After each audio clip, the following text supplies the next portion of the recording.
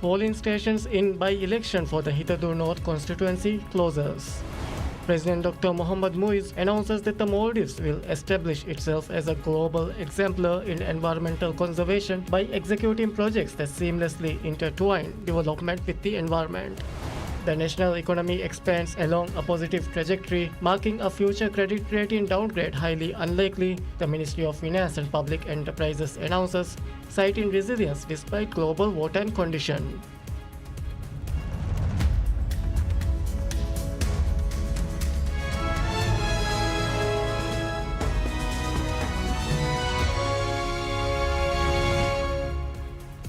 Bismillahirrahmanirrahim. Assalamu alaikum and welcome to PSM News in English with me, Abdullah Ahil. And now the news in detail. Polling concludes in the by-election for the Parliament's Hithadhur North constituency. Voting in the election began at 8 a.m. Although polling had originally been scheduled to continue until 4 p.m., the Elections Commission extended voting until 5 p.m. due to the large number of voters still waiting in queues to cast their ballots. While the queues were officially closed at 5 p.m., those already waiting in line at the time were allowed to vote. Polling stations will be formally closed once all remaining voters in the queues have cast their ballots. Vote counting for the election began 30 minutes after the polling stations are closed. Provisional results are expected to be announced as soon as the counting process is completed. According to the Elections Commission, by 4 p.m., a total of 2,563 eligible voters had cast their ballots. This included 1,193 men and 1,370 women. As of 4 p.m., voter turnout in the People's Majlis Hithadhur North constituency by-election stood at 62.19%. A total of 4,121 people are eligible to vote in the election, comprising 2,073 women and 2,048 men. 7 ballot boxes were used in the by-election. These included 2 ballot boxes located at Dharmavanta School in Male and 5 ballot boxes placed at Hithadhur School in Addo City. President Dr. Mohammad Muiz announces during The Pulse, a program broadcast by the President's office, focusing on public issues, that the Maldives will establish itself as a global exemplar in environmental conservation by executing projects that seamlessly intertwine development with the environment. Outlining milestones for the coming 2 years, the administration intends to establish waste management facilities across all inhabited islands, secure coastal protection for every shore, finalize a massive greening initiative, and meet a 33% renewable energy threshold, President Muiz stated. The necessity of land reclamation projects, an issue generating considerable public debate, remains an absolute prerequisite for infrastructure, President Muiz observed. Addressing consequences on primary industries, President Muiz indicated that the administration is prioritizing restorative programs to ensure vital bait fishing resources are not permanently lost to land reclamation. President Muiz declared these strategic efforts would ensure both elements advance simultaneously. In a significant move to bolster environmental conservation efforts, President Dr. Mohammad Muiz announces that $454,000 will be allocated annually from the Maldives Green Fund to support environmental protection and conservation initiatives across the archipelago.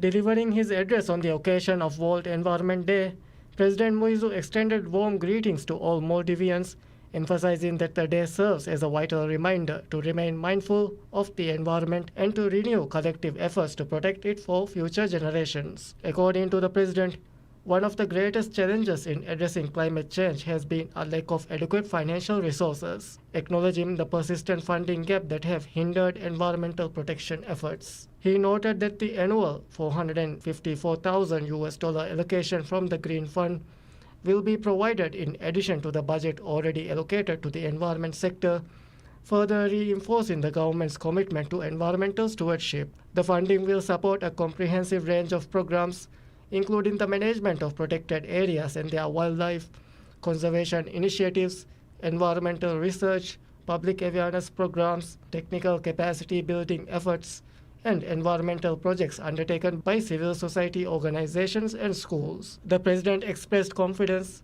that the allocation would strengthen environmental protection efforts and facilitate the development and implementation of long-term projects crucial to the nation's ecological sustainability. This year's World Environment Day carries the theme A Global Call for Climate Action, which President Muizzu described as particularly relevant to small island developing states such as the Maldives, which remains on the front lines of climate change impacts. The national economy expands along a positive trajectory, making a future credit rating downgrade highly unlikely, the Ministry of Finance and Public Enterprises announces, citing resilience despite global wartime conditions.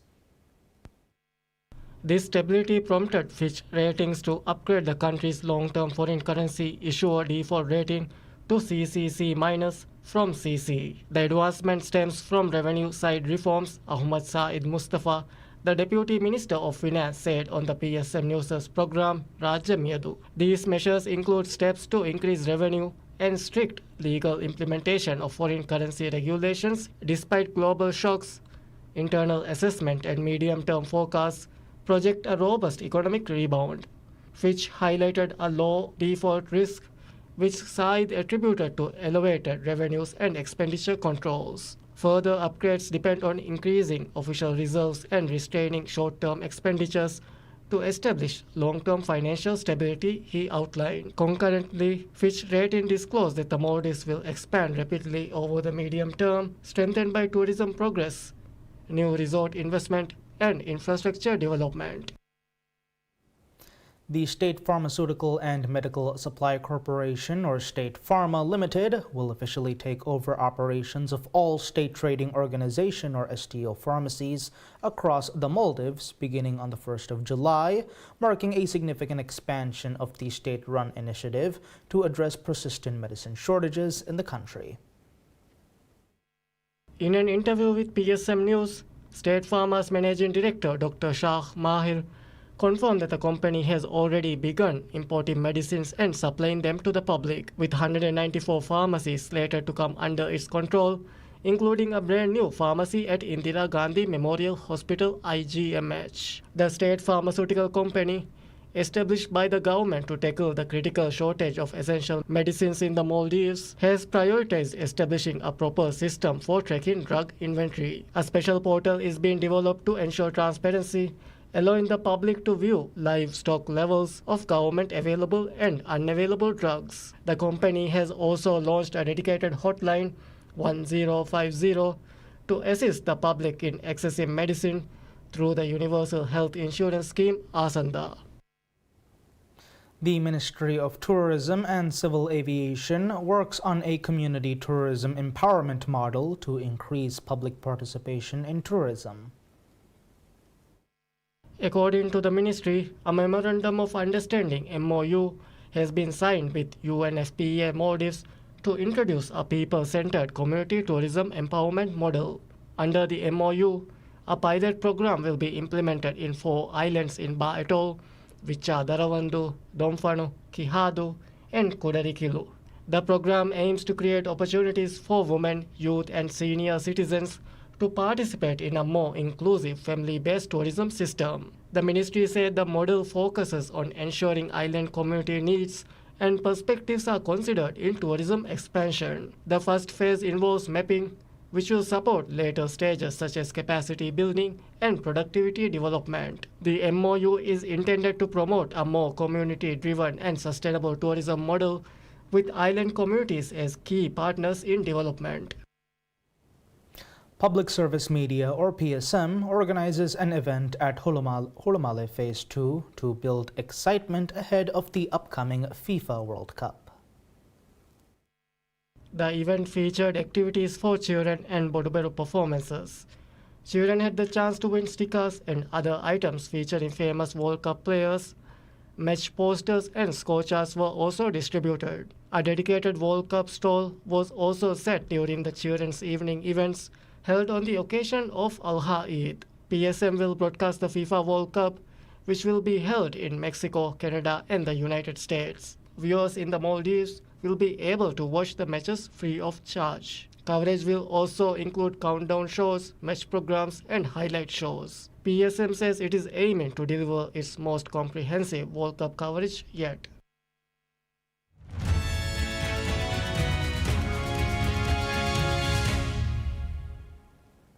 Insights into business. Wall Street's 9-week winning streak ends with a thud as red-hot technology stocks suffered their largest daily decline this year after a hot May jobs reported fueled fears of a hawkish policy pivot from the U.S. Federal Reserve. Selling was concentrated among chip stocks and other technology favorites that have surged higher in recent weeks as the Nasdaq Composite Index and S&P 500 rose repeatedly to fresh highs. Today's sell-off is really driven by, I think, a couple factors. The first factor is the blowout jobs report this morning. That has taken the chances of another Fed cut off the table for 2026. That hits long duration, most exciting speculative stocks the most. Tech names come to mind. Nasdaq's down over 3. The semiconductor index, last time I looked at it, was down almost 8-9%. Darlings like Marvell, Micron are down similarly. The S&P 500 ended its 9-week run from Friday to Friday gains, its longest weekly winning streak since one that ended in December 2023. The U.S. economy added 172,000 jobs in May, according to the Labor Department, more than double analyst expectations, while the unemployment rate held firm at 4.3%. The robust report was double-edged. It provided reassurance of U.S. economic health, all but killed any hopes of any interest rate cut from the Fed in the near future. According to preliminary data, the S&P 500 lost 199.64 points, or 2.63%, to end at 7,384.67 points, while the Nasdaq Composite lost 1,117.38 points, or 4.16%, to 25,713.58. The Dow Jones Industrial Average fell 684.53 points, or 1.33%, to 50,877.40. California Attorney General Rob Bonta will soon decide whether to sue to block Paramount's $110 billion acquisition of Warner Bros. He tells Reuters in an interview, adding that in general he views any corporate promises to address antitrust concerns as better when backed up by potential divestitures. Bonta's office have been reviewing the deal for potential violation of U.S. antitrust law as movie theater owners, Hollywood actors, and others have expressed concerns that it would decrease competition across the industry, leading to lower wages, higher prices, and fewer options for consumers and content buyers. Antitrust authorities in Europe are set to decide by early July whether to clear the deal, while the U.S. Department of Justice is likely to reach a decision soon, according to a source familiar with the matter. The deal could close once it clears those reviews, putting time pressure on Bonta's office, which is seen as the most likely enforcement agency to challenge the deal. Obviously, we've been tracking the different developments in this proposed merger, including the shareholder vote, including European regulatory scrutiny, and there's not a lot of time left before we will need to act if that's what we decide to do. The combination of two major U.S. film studios has elicited angst in Hollywood over the potential for fewer productions. Bonta said his office has heard from many workers in the industry and that their concerns have raised even more red flags. The job of antitrust enforcers challenge mergers that would significantly harm competition, including competition among employers for specialized labor. Paramount lawyers and executives have said the company is preparing to create more, not less, content after the acquisition. Paramount CEO David Ellison has vowed that the combined company will release 30 movies per year in theaters and that both studios will continue to operate separately. Asked whether Paramount should be required to spin off any parts of its business to protect competition, Bonta said that behavioral remedies, where companies agree to take particular actions, are not always adequate. California's Department of Justice has the largest antitrust division in the country with just under 50 people, and the state is adding 8 more attorneys this year along with 8 support staff, Bonta said. California Governor Gavin Newsom has proposed adding $14.3 million to Bonta's budget for antitrust work. A number of other states are talking to California about a joint challenge to the deal, 2 people familiar with the matter said. However, there was no indication that the states have come to an agreement on their approach. The potential cost involved in California hires an outside lawyer could be a factor for states, the sources added. California has worked with both Democratic and Republican-led states on major antitrust cases in the past, including a recent win against Live Nation. Working together is more important now that the Trump administration is picking winners and losers based on who they are friends with, Bonta said. But antitrust cases often cost tens of millions of dollars, raising questions about how many major lawsuits the states can bring without their federal partners.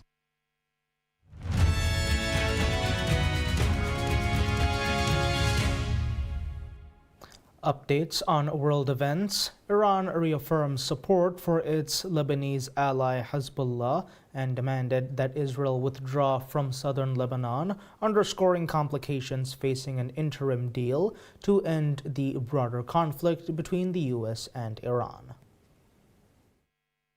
Tehran has made a ceasefire between Israel and Hezbollah a condition for any peace deal with Washington to resolve the regional war, now in its 4th month, and restart shipping through the Strait of Hormuz. The latest round of fighting between Hezbollah and Israel erupted at the start of March, 2 days after the US and Israel launched strikes against Iran. Hezbollah said its actions were in support of Tehran. The United States is preparing a draft resolution condemning Iran ahead of next week's meeting of the UN Nuclear Watchdog's Board of Governors, a step that could complicate wider talks between the US and Iran. Washington and Tehran are negotiating an extension of their ceasefire that would pave the way for talks on issues including Iran's nuclear program, with US President Donald Trump insisting Iran must never develop a nuclear weapon. The United States imposed new Iran-related sanctions on Friday, targeting several entities, individuals, and LPG tankers, the US Treasury Department's website showed. Lebanese President Joseph Aoun accused Iran of using Lebanon as a bargaining chip in its negotiations with the United States in some of his toughest criticism yet of Tehran and its Lebanese ally Hezbollah as it wages war with Israel. The U.S. House of Representatives passes legislation to provide aid to Ukraine and impose new sanctions on Russia, the latest sign that some Republicans are willing to defy party leaders and push back on President Donald Trump. The House voted 226 to 195 for the Ukraine Support Act, which reached the floor after languishing for months. A handful of Republicans joined Democrats in signing a discharge petition to force the vote. 18 Republicans and 1 independent who normally votes with them joined Democrats to pass the bill. It was the latest sign of a crack in what had been virtually unanimous support among members of Trump's party for his policies. Mr. Speaker, it's time for us to do what's right. Support Ukraine. Hold Russia accountable. Show the world and show Putin that the United States does not fold to bullies. Putin's belief that bipartisan U.S. support will fade is as much a fantasy as he believes that he could take Kyiv in a week. Passage came a day after a smaller group of House Republicans joined Democrats to pass a resolution that would force the withdrawal of troops from hostilities with Iran unless Congress declares war or orders the use of military force. However, the future of the Ukrainian Support Act is uncertain. To become law, it must be passed in the Senate, whose Republican leaders have not allowed votes on Russia sanctions legislation that has brought bipartisan support, saying they would wait for Trump's guidance. If it did pass the Senate, the bill would likely be vetoed by Trump. While many members of Congress from both parties strongly support Ukraine in the first years after Russia launched its full-scale invasion in February 2022, Some of Trump's closest Republican allies, including House and Senate leadership, have grown cooler towards Kiev since Trump returned to the White House in January 2025. The president has also kept decisions on sanctions at the White House, not Congress, since starting his second term. U.S. aid to the Kiev government has slowed sharply even as Russia and Ukraine have been pummeling each other with missiles, drones, and artillery. Peace talks are stalled, with Ukraine rejecting Russian President Vladimir Putin's demand that it surrender territory it has successfully defended since 2022. The Ukrainian Support Act includes measures to help Ukraine rebuild after the war, authorizing more than $1 billion in assistance for Kiev and up to $8 billion in support via direct loans. It also imposes stiff sanctions and export controls on Russia, including on financial institutions, oil and mining, and Russian officials.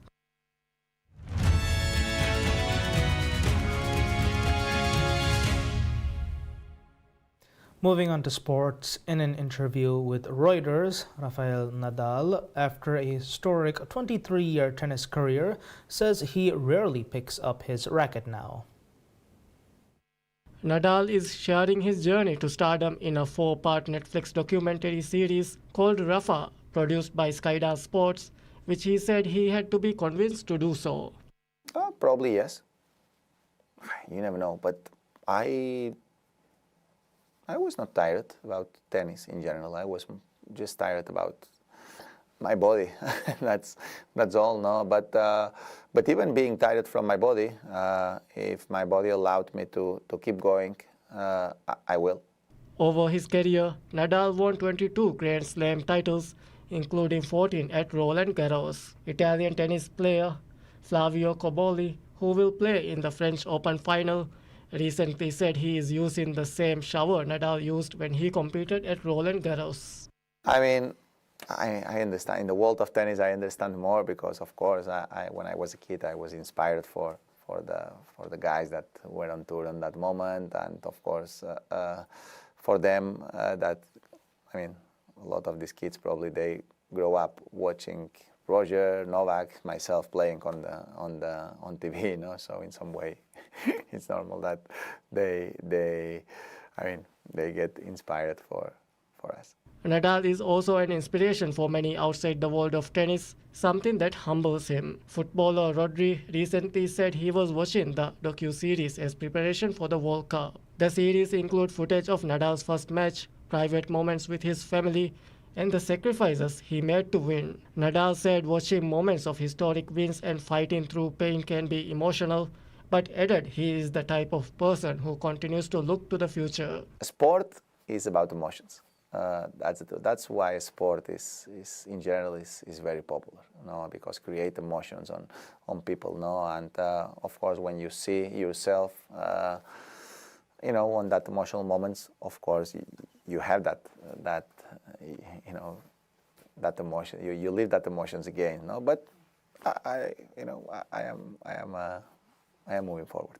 Asked if he would come out of retirement as Serena Williams has, Nadal said, quote, "I don't think so, but it's great that she's coming back," unquote. Nadal is now focused on expanding the Rafael Nadal Academy globally, and learning from great professionals in various fields is helping him to grow. The series also features interviews with his wife, competitors, and friends, including Novak Djokovic and Andy Roddick. Rafa began streaming globally on the May 29th.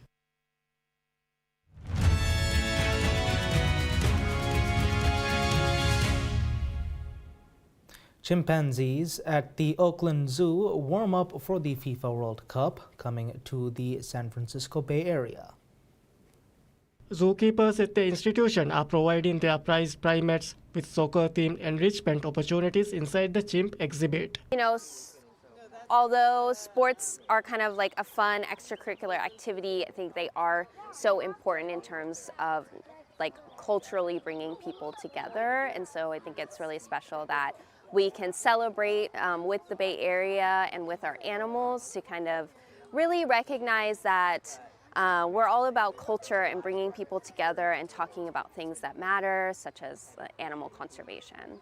Flags and soccer stickers decorated the enclosure, while inside, Chimpanzees could forage through soccer-themed bags to find a mix of dried fruit, popcorn, and sunflower seeds, among other items in their diet. Zoo officials see it as an opportunity to celebrate the World Cup while also raising awareness about animal conservation. The FIFA World Cup kicks off in co-host nation Mexico on June 11th, while the first of 6 matches hosted in the Bay Area will begin on June 13. And that's all the news we have for today. We'll be back with any further updates. Until then, I'm Abdullah Ail from PSM News.